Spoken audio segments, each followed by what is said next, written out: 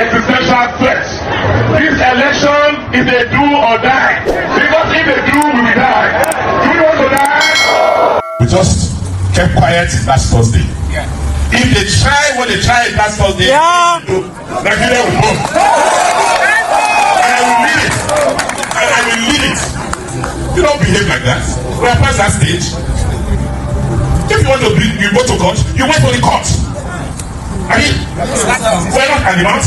The fact that we kept quiet, I told all of you, you are the one that have something to lose. Do not mean that they should take us for granted. Yes. Those people who did it, they refused to arrest them. Rather, they want to come and arrest our boys. Let them try. I want to tell you people, I want to assure you that you people, PDP, our party is going to win it. 80%, 20%. I'm coming to the second of this one. Actually, maybe you have a winner. If I refuse to do that, I just said we bow. Who was the land?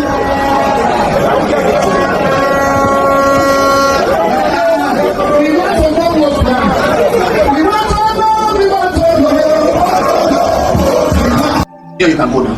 So make some people go. As them go, they create vacancy. The ones who feel beg, make it stay. We go beg them. The ones who will not feel beg, make them go. If we meet them for corner, we will beat them. Oh, I'm sorry, I'm in past. I saw a banner. I'm asking them, say that banner with the Oluwapata banner for Ring Road. I didn't reach there. Can you put a banner like that in Alausa, in Lagos? You get that? You can't put banner of another party. For what you do? When everyone day, I said, you get here. There are things I cannot say here. But when I tell Olukoga, say what you want to do. If take idea look me, I say from the days of John the Baptist till now, the kingdom suffer violence and the violent take it by force. Who no go no, who to no go peme, their father. I not draw for those states. Edo not be Lagos, Edo not be Abuja. We remain Edo. Please, you cannot steal our votes. I'm not threatening anybody, but I want to assure you that if anything happens that is contrary to why we are here, you guys should forget coming abroad.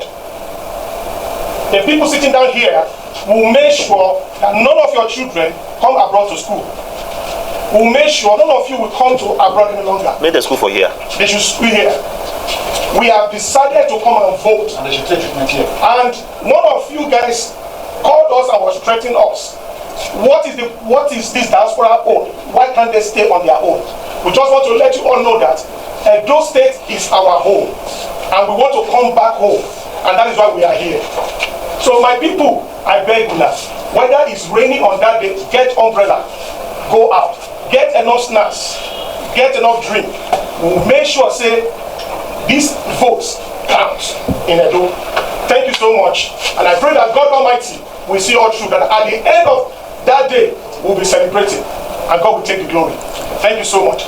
Listen to that. This is Edo State. This is Edo State election coming up on the 22nd of this month, September. You see the threat coming up. This is Obaseki, the chief commander-in-chief in Edo State, as the sitting governor in Edo State, threatening people, voters, threatening anybody to come who will do otherwise. But this shouldn't be so. As a city governor, he's supposed to be the one calming people down. If others are trying to cause mere problems, whatever, he should be in position to calm others down, no matter the political differences, even if other parties are trying to behave funny. And I know that one for sure. But yes, all of them want to they want to show each other, say I did. You don't understand. So if you did well in Edo State, you shouldn't be campaigning this hard, this difficult for your successor who you will bring in it to win the election. You should not be difficult, because this is panic now. You are panicking. But if you have done something in Edo State, you shouldn't be campaigning this hard for your Aswe Udalo, because you did nothing. People said they are tired, they fed up. If you cannot do it, how sure the person you bring in on board, how sure are they? How sure that is going to deliver? And listen to your wife. You have all this brilliant idea what you want Aswe Udalo to do. Why didn't you help your husband to do it? That's the politics for you. So now, if there should be a free and fair election, I don't even, let's APC out of this. It should be between APC, PDP and Labour Party. To me, I want Labour Party to win. Yes, straight up. Because we are scared of APC. We don't want what happened to repeat itself. Now, PDP, as panicking of what APC are going to do, because those ones, they don't believe in your vote to win the election. Even the PDP, the same thing, they are 5 and 6. So who is the cent among them? Can't you just bring in neutral person? And if they give free and fair election, Labour Party will win the vote. We win the election. But now look at the threat coming up. So you should be in position to calm people down, no matter the political differences. You understand? But what do you get in the Nigeria election? These are the things you see. You do anyhow, you see anyhow. You do any gaga, you see any gaga on top of election. And all these people now, they don't believe in your vote to win election. Now only Labour Party self are the fearful, because those two of them, they don't already make up their mind what they are going to do. That is just the only thing. But if they give free and fair election, I want Labour Party to win. Simple as that. So anyways, what do you think? Please share this video. Studio by Dr. Moses Paul. He's a member of the Labour Party's Obedient Movement. He's also been part of Olumide Akpata's campaign train. Thank you so much for joining us on Prime Time tonight. Thank you. So I understand you just returned from Edo State? Absolutely. What has the experience been like campaigning ahead of this election? I'm actually thrilled, to see the level of enthusiasm that is on the ground, by the Obedient Movement in support of our guy, like we say, your guy, my guy, Olumide Akpata, and the momentum is quite very high across the streets in the all over Edo State. So it's quite really very encouraging. And even though Edo State is primed to be maybe one of the three in terms of obedientness, if there's a word like that in the country. And so on one part is no surprise, but I mean for a party that is an emerging party is quite enormous, to say the least. I'm glad that you mentioned the obedientness of it, because that brings me to my next question. Okay. Edo State historically has been a two-horse race between usually before the ACN became the APC and then PDP. Yeah. But that changed in 2023 with the presidential election. That's right. We saw the OB factor and the Obedient Movement change that landscape. In fact, right. he won overwhelmingly the votes in that state in the presidential election with over 50% of the votes. So is it going to be much of the obedience and the OB factor than the Olumide Akpata, your guy factor in this election? It kind of both, because I'm quite close to him, and he took the bull by the horn. He's moved into every cranny of the state. But yes, you can't overemphasize the pull of the weight of the OB factor. He's actually domineering in every facet. And of course, to have a person like Peter Obi on the street every day there, it's like a breaking of the dam, if you would say, for lack of a better word. So it's a combination of both. And Olumide is, adamantly and obedient, in that case. So it's a tight one, and it brings to bear, the evolution, like you say, from the 2023 general election. The landscape of politics in Nigeria, is completely, the narrative, the tapestry is changed, with what happened in 2023 with the OB crazy factor. And that's what we're seeing on ground, really in Edo State. So it's a change of status quo. But they say, all politics is local. And whilst the OB factor played out in the presidential election, some would say this is a total different ball game when it comes to the state election in Edo State. And interestingly, the three major contenders are seen as newbies into politics. Olumide Akpata, coming from his legal background, NBA chairman. Aswa Ighodalo of the PDP hasn't been voted to office before, same as the APC candidate, although he won election to the Senate in 2023. So they're all seen as newbies, really. Given that politics is local, do you think Mr. Akpata can pull his own weight truly?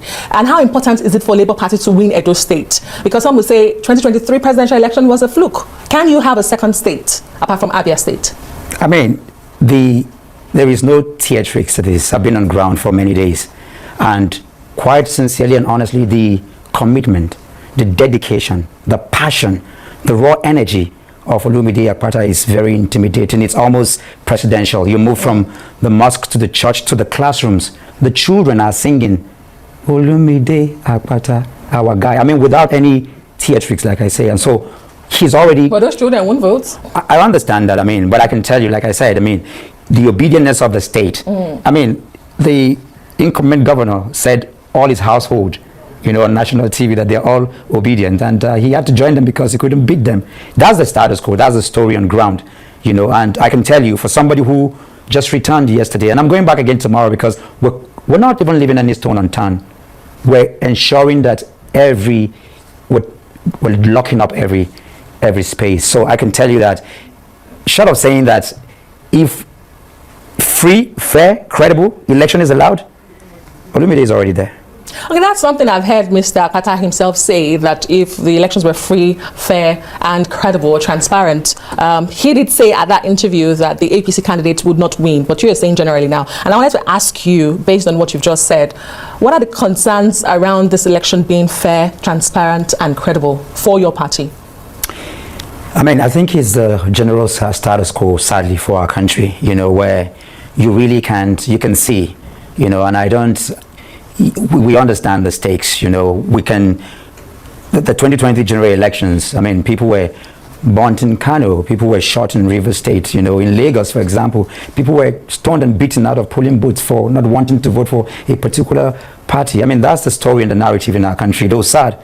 We're hoping, and this is a fear, again, can we go beyond the glitches, of the IREV and the instruments of elections? These are palpable, these are realistic fears that are on ground, and also understanding that we're not incumbent, and we don't hold the center, so does it really matter if you have the popular vote? These are some of the fears, that are there, and they are real, and we're hoping and praying that the humanness of who we are as a people, will take center stage in our country, where people would understand that at the end of the day, until we have values for what is required to allow for free and fair. So this is a fear, and it's real, Okay, so we wish your candidate the very best, but should he not emerge the Edo State governor, would he congratulate and will he accept the results first, and would he congratulate the winner?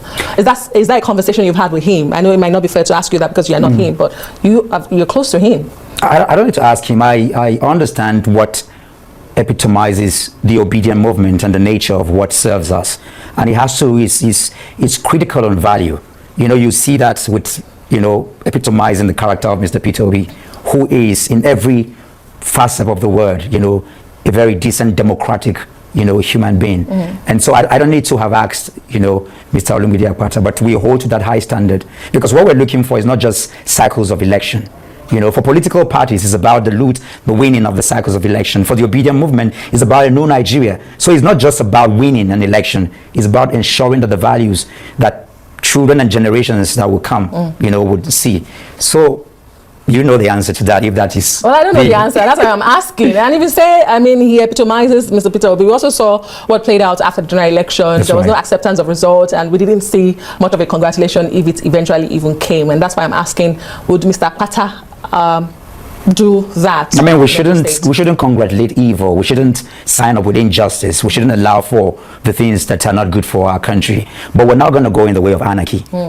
That's one thing you will never get from us. That's reassuring to hear, with the temperature rising in Edo State ahead of this election.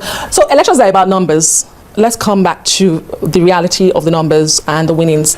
There are suggestions that elections will be largely shaped by zonal dynamics. You do know Edo State, the 3 senatorial districts and the history behind them.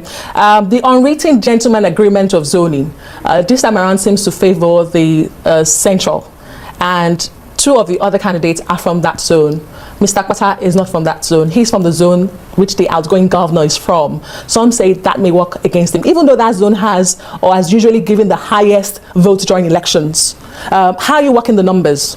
For the numbers are there. If you look at the incumbent came in with about 300,000 plus, as against a total registered number of about 1.9 million. If you look at that status quo, from our back room, we already have we can triple that number, given what we already have with the work we have done, so it's a given already if you're going by data, across board. So we have that. And again, Olumide's vice is from the north. You also know that the central is actually the smallest in terms of zoning. But again, I see what you're saying, but competence and character, is what we consider good governance here. And so we're picking the tabs on all sides. And competence and good governance will give you the numbers you need in this election, even though the 2 running mates of the other 2 candidates are also from his region. So the vote does look split ahead of this election. Like I said, go to Edo State. I'm back there tomorrow. Great. The market speaks for itself. The streets speaks for themselves. The people are there. Actually, Edo State is tired of the old order. They're actually yearning for something new. Olumide is our guy, really. Great.